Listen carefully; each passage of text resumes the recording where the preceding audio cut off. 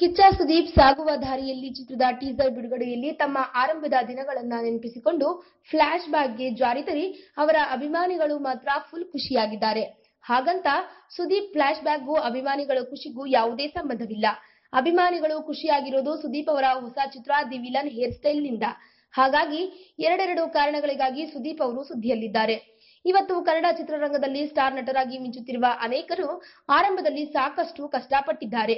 ಒಂದೊಂದು ಸಿನಿಮಾಗಳ ಮೂಲಕ ಕನಸು ಕಟ್ಟಿಕೊಂಡು ಪ್ರೇಕ್ಷಕರ ಪ್ರತಿಕ್ರಿಯೆಗೆ, ಅಂದಿನ ಸ್ಟಾರ್ ನಟರ ಅಭಿಪ್ರಾಯಕ್ಕೆ, ಪ್ರೋತ್ಸಾಹಕ್ಕೆ ಎದುರು ನೋಡಿದ್ದಾರೆ. ಅದನ್ನ ಸ್ಟಾರ್ ನಟರು ಇವತ್ತಿಗೂ ಮರೆಯೋಲ್ಲ. ಅದರಲ್ಲಿ ಸುದೀಪ್ ಕೂಡ ಒಬ್ಬರು.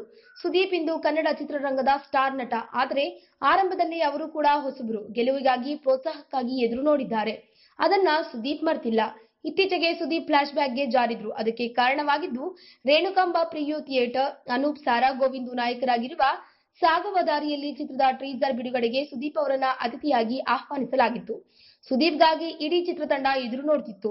ಸುದೀಪ್ ವೇದಿಕೆಗೆ ಎಂಟ್ರಿ ಕೊಟ್ರು. ಚಿತ್ರತಂಡಕ್ಕೆ ಶುಭ ಹಾರೈಸುತ್ತಲೇ ಸುದೀಪ್ ಫ್ಲಾಶ್ ಬ್ಯಾಕ್ಗೆ ಜಾರಿದರು. ಈ ವೇದಿಕೆ ಸಣ್ಣದಿರಬಹುದು, ಆದ್ರೆ ಈ ವೇದಿಕೆಯ ಮಹತ್ವ ಮಾತ್ರ ದೊಡ್ಡದಿದೆ. ನಾನು ಕೂಡ ನನ್ನ ಸಿನಿಮಾ ತೋರಿಸಲು ಇದೇ ವೇದಿಕೆಯಲ್ಲಿ ಅಂದು ಅನೇಕ ನಟರಿಗಾಗಿ ಕಾದಿದ್ದೇನೆ. ಅನೇಕರು ಬಂದು ಸಿನಿಮಾ ನೋಡಿ ಪ್ರೋತ್ಸಾಹಿಸಿದ್ದಾರೆ. ಅವರೆಲ್ಲರ ಪ್ರೋತ್ಸಾಹ, ಜನರ ಪ್ರೀತಿಯಿಂದ ಇವತ್ತು ನಾನು ಚಿತ್ರರಂಗದಲ್ಲಿದ್ದೇನೆ. ಇದು ಸಾಮಾನ್ಯ ವೇದಿಕೆಯಲ್ಲ, ಅನೇಕರನ್ನ ಬೆಳೆಸಿದ ವೇದಿಕೆ.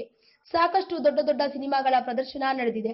ಸಿನಿಮಾಗಳ ಬಿಸಿನೆಸ್ ಕೂಡ ಆಗಿದೆ ಎನ್ನುತ್ತಾ ತಮ್ಮ ಆರಂಭದ ದಿನಗಳಿಗೆ ಜಾರಿದರು ಸುದೀಪ್. ಈ ವಿಡಿಯೋ ಬಗ್ಗೆ ನಿಮ್ಮ ಅನಿಸಿಕೆ ಹಾಗೂ ಅಭಿಪ್ರಾಯಗಳನ್ನು ನಮ್ಮ ಕಮೆಂಟ್ ಬಾಕ್ಸ್ ನಲ್ಲಿ ತಿಳಿಸಿ.